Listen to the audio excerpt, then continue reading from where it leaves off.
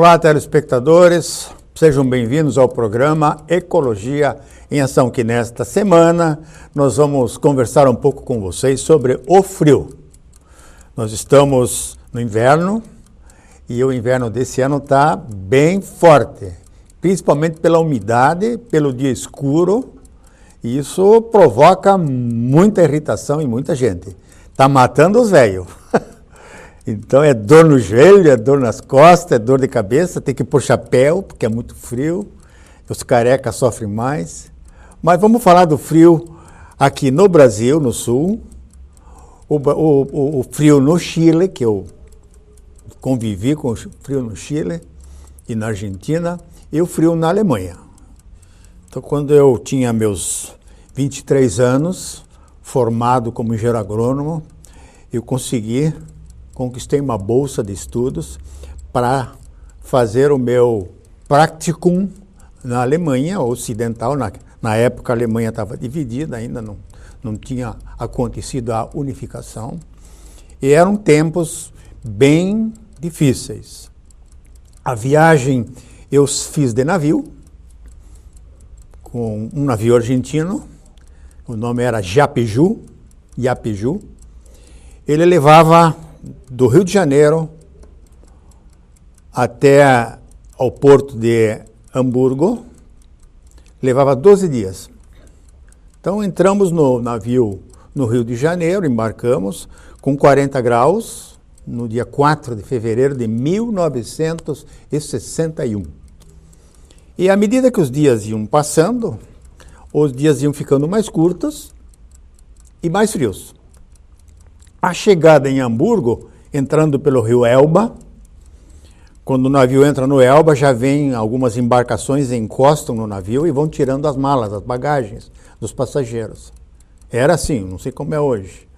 E essas bagagens, o barco era uma lancha veloz, diversas, levavam isso para a estação central dos trens de Hamburgo, dos trens. Então, a retirada da bagagem dos passageiros do navio, 2.000, 1.500 passageiros, era feita no despacho de bagagens na estação central de trens de Hamburgo. Então, chegando em Hamburgo, na Alemanha, a temperatura estava abaixo de zero. Comigo foram mais 2 brasileiros de Porto Alegre, um arquiteto, o Hélio Greven, e um administrador de empresa, é o Rui Knudsen, que casou com uma joinvilense, quando ele voltou da Alemanha, e mora hoje em Florianópolis. E assim nós chegamos na Alemanha com frio danado, a gente não estava preparado com roupas especiais que os alemães vestem, nossa roupa, nossos calçados, não tínhamos luva, não tínhamos chapéu, então a gente sofreu bastante. Então para tudo era uma surpresa, era uma Überraschung, como se diz em alemão. E cada dia, cada hora era coisa nova, a gente não conhecia. Era um comportamento do alemão que a gente também não conhecia. É uma outra raça, é um outro povo. Então, a cabeça do alemão é totalmente diferente da cabeça do brasileiro. E essa convivência, essa experiência feita lá foi muito interessante, porque saindo do verão no Brasil de 40 graus, chegando na Alemanha 12 dias depois, no dia 14 de fevereiro, a temperatura lá ainda andava bastante baixa, ainda no sul da Alemanha havia ocorrências de nevascas. Então nós chegamos à tarde, no domingo, na segunda-feira, 8 horas, embarcamos num trem, na estação central de trens. O trem saiu no horário, nós acertamos os nossos relógios pela saída do trem, e esse trem percorreu Hamburgo até München, na Bavária. E à noitinha nós chegamos em München, de lá pegamos um outro trem, fomos para Kempten, no Allgäu, na região do Allgäu, a região leiteira. E de Kempten eu fui apanhado por um motorista da empresa onde eu ia fazer o meu estudo, meu estágio prático numa grande central de tratamento de leite. Então, a Mercedes me foi buscar e todo mundo sabia que eu era um estrangeiro pela maneira como eu estava vestido. E lá estava muito frio, era no sul já, né? E aí a Mercedes me levou para o meu alojamento, uma casa de uma senhora que alugava os quartos para os operários, para os funcionários da empresa que se chamava na época Stegmann e Roth. Anos depois estive lá, mas a empresa não existia mais. Então, eu me alojei num quarto sem calefação. A coberta era de pluma de peru, de ganso, mas esquentava bem. Então, você tinha que dormir com cerola, com 2 pullover, com meia e com algo na cabeça para não congelar o cabelo. Mas o resto da casa tinha calefação. E ia-se trabalhar numa indústria de laticínios que beneficiava por dia 600 toneladas de leite. Então, 600 toneladas viravam 120 toneladas de queijo suíço e camembert. Fantástico! O que a gente aprendeu lá em 1961, o desenvolvimento da tecnologia de queijo já estava tão forte na Alemanha que ainda no Brasil, depois de tantos anos, mais de 70 anos, nós não conseguimos chegar no mesmo nível. Quase chegamos lá, mas não tem leite, não tem pastagem, não tem alimento que possa se equiparar ao desenvolvimento do alimento feito lá na Europa, na Alemanha. Então era muito frio. O ambiente externo era de neve, muita neve. Eu ia a pé da casa onde eu morava, ia a pé até a indústria de laticínios, com um sapato. O meu primeiro sapato era um Clark, de couro cromado, caríssimo, e que na primeira semana esse sapato rachou todo e se esfacelou. Era muito frio. Ele não era um sapato preparado para a neve, para chuva e neve. Mas eu fui me adequando, me adaptando, comprando roupas e fui me acostumando com o clima rigoroso do sul da Alemanha. Logo nas primeiras semanas eu visitei com algumas pessoas do escritório da empresa, eu visitei a área de esporte, de esqui. Então, em Oberstdorf. Eu cheguei em Oberstdorf, lá tem uma rampa de lançamento de esqui, que a gente vê hoje em dia ainda na televisão, na Europa, quando tem esses campeonatos. Fiquei maravilhado com o que a tecnologia desenvolveu para esse esporte. Muito frio, agasalhos diferentes, muitas roupas interessantes, bonitas, de grifes que se vestia naquele tempo lá na Alemanha, que já era um país considerado rico depois da guerra. Então, na Alemanha, o frio era muito intenso, você tem que se vestir corretamente. Quando você vai sair de casa onde tem calefação, cada residência tem uma central de calefação, ou é ela tocada com carvão mineral, embaixo no keller, no porão de cada casa tem lá uma central de aquecimento que é alimentada por carvão mineral ou por óleo diesel. A casa onde eu morava, ela adquiria uma vez por ano um caminhão-tanque de óleo diesel. Então isso era o suficiente para 6 meses promover o aquecimento de toda a residência, que não desligava. Depois de ligado, não desliga mais. Então, dentro, você tinha uma temperatura de 25, 28 graus e fora era 12, 15, 20, abaixo de zero, com muita neve. Eu trabalhei nessa região lá com um veterinário. Na parte da manhã, eu começava às 4 da manhã no laticínio. E a temperatura interna era de 35, 40 graus e muita umidade, mais de 90% de umidade. E do lado de fora, então, era aquele frio intenso. E com o veterinário, na parte da tarde, eu saía para visitar. Ele atendia um rebanho de 3.500 vacas leiteiras, 30, 35 litros por dia. A raça lá não era holandesa, era Brown Vieh. É uma raça bem encorpada, carne e leite. e mais de 70% das vacas faziam Kaiserschnitt, ou seja, cesariana, porque os bezerros eram muito grandes de inseminação artificial. Era assim um choque cultural e de tecnologia do agronegócio fantástica.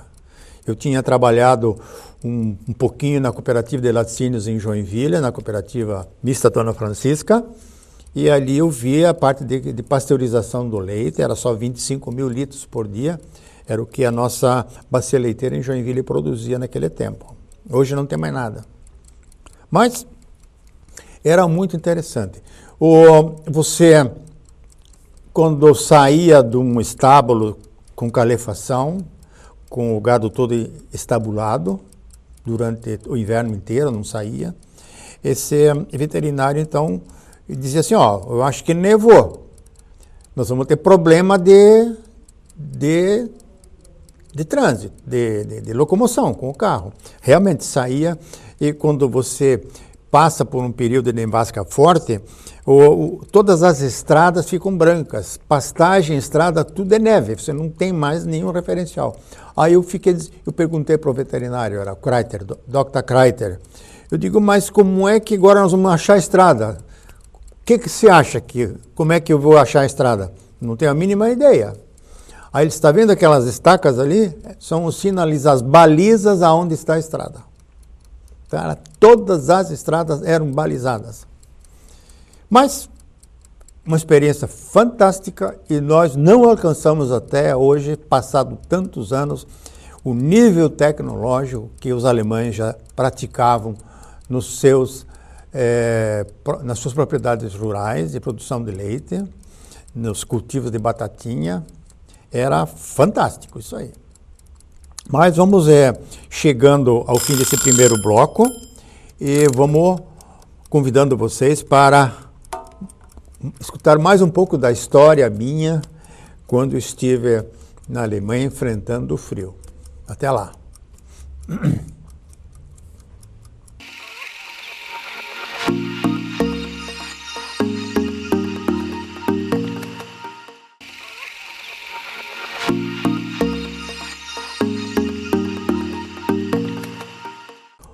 Olá, telespectadores. Nós, no primeiro bloco desse programa, nós falávamos sobre a minha experiência de frio, a experiência térmica como profissional da área agrícola, que fez o seu estágio em 1961 na Alemanha Ocidental.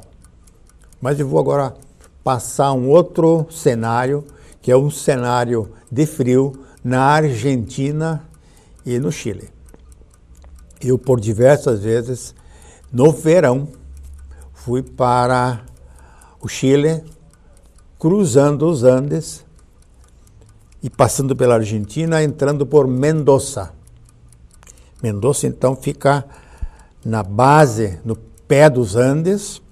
É uma cidade lindíssima, toda ela arborizada, com álamos, árvores específicas de frio e de deserto. Toda a cidade é irrigada com água da chuva. Água da chuva não, a água dos Andes, a água do derretimento da neve. Então é uma experiência muito interessante. Eu, no dia 4 de julho, foi uma das vezes que eu fui no inverno para lá, eu estava com um carro sem calefação, então quando eu fui abastecer meu carro num posto automotivo, o proprietário do posto disse, olha, você é brasileiro, você vai subir os Andes? Eu vou para Portillo, quero ver se eu cruzo os Andes para ir até Santiago. Aí ele disse, então vamos preparar o teu carro para você enfrentar a temperatura baixa que tem na travessia dos Andes. Você vai encontrar lá 12, 15, abaixo de zero. Muita neve. Você tem corrente? Eu digo, não, então vai levar um jogo de correntes. O meu carro era um Corcel, aro 14, então ele me ensinou como é que colocava a corrente no carro, de que forma tinha as gancheiras e os arames para amarrar, para que a corrente não patine, que o pneu não patine dentro da corrente. Porque sem corrente você não consegue, não sobe nos anos, não deixam subir. E a água do radiador é álcool. Na bateria também é uma água preparada com anticongelante. E óleo especial no radiador, com álcool. E assim, então, nós preparados subimos a Cordilheira dos Andes, passando por Puente del Inca. É uma parada muito interessante com águas sulfurosas. Logo em seguida, a gente chegava num túnel, onde trem e carros passavam. Ou passava trem ou passava carro. Então, a gente tinha que fazer um percurso muito rápido. Não havia asfalto ainda nesse translado, ali nesse trecho. E aí acabamos chegando na divisa do Chile com a Argentina. Tinha uma pousada lá, uma hosteria, onde os carros então eram guardados dentro de garagens, dentro da garagem do trem. Que o trem chega também e entra dentro da garagem, fecha as portas para o trem não congelar. E os carros também não. Então essa era o cenário de gelo, de frio extraordinário que você passava nessa região do Aconcagua. Aconcagua, você, antes de chegar em Portillo, que já fica no Chile, é uma grande central de turística, onde as piscinas são todas de água quente. Em volta das piscinas tem paredões de vidro, por causa do vento. E caindo neve, os caras tomando banho na piscina quente. Mas era Portillo com cassino, gente do mundo inteiro, gente bonita, bem vestida do mundo inteiro lá, passando a temporada e esquiando. Então lá tinha os cabos de aço com as cadeirinhas, levando os esquiadores para cima da montanha e em seguida eles desciam, fazendo aquelas acrobacias todas que nós brasileiros não sabemos fazer. Salvo aqueles que têm muito dinheiro, aqueles que pegaram o dinheiro da corrupção, que vivem esquiando sob as custas do povo brasileiro. Esses aí sabem esquiar. Mas é outra história, não faz parte desse programa. Então, Mendoza é uma cidade bonita, fica dentro do deserto da região de Mendoza, são quase 200 quilômetros de estrada dentro do deserto até você chegar em Mendoza.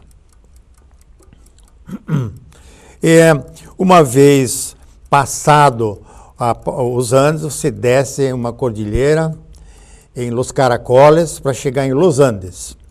Los Andes é a primeira cidadezinha chilena quando você ultrapassa esse trecho entre a Argentina e o Chile.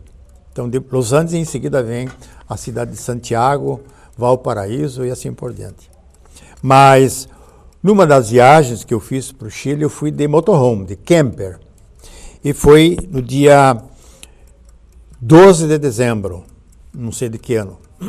Chegando lá, deu uma nevasca tão forte que a temperatura baixou para 12 graus negativos. E eu não consegui guardar o meu camper, o meu motorhome, na garagem onde outros carros se entocaram para superar o frio daquela noite. Então, eu, a Marilu, o Gertinho, a Solange estavam dentro do caminhão, mas tudo com roupa de verão. Nós saímos em dezembro de Joinville e quando chegamos lá em cima fomos surpreendidos por essa nevasca. Então a gente deixou o motor do carro ligado, tirou a água do radiador e deixou o motor ligado para que o aquecedor, o ar quente do motor ficasse abastecendo a cabine. E o ar-condicionado, que estava ligado na energia elétrica, favorecia a temperatura dentro na parte do dormitório, da cozinha, de banheiro, assim por dentro, que está dentro dessa unidade. Mas de manhã estava tudo congelado. À meia-noite o gerador desligou e nós ficamos sem energia elétrica e quase congelamos. Dormimos tudo um agarrado ao outro. Mas são experiências muito interessantes. Nós aprendemos bastante. Nós chegamos numa das viagens de carro, de Corcel, nós nos perdemos, fui fazer algumas manobras meio arriscadas e acabei me enfiando o carro dentro de um paredão de neve. Não fosse um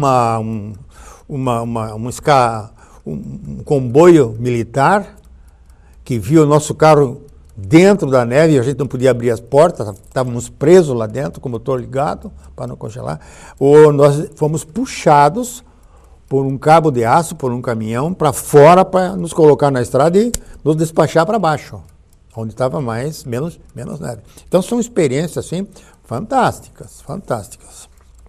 Mas tudo tem o seu jeito de viver, tudo tem a sua vestimenta, o seu sapato especial, as suas cerolas, as suas camisetas de manga comprida, os seus bonés, os casacões térmicos, luva para proteger, para não perder os dedos, para não congelar, para não sofrer hipotermia. Então, é uma cultura totalmente diferente. Os machões brasileiros, quando enfrentam a neve, eles vão de camiseta para se exibir.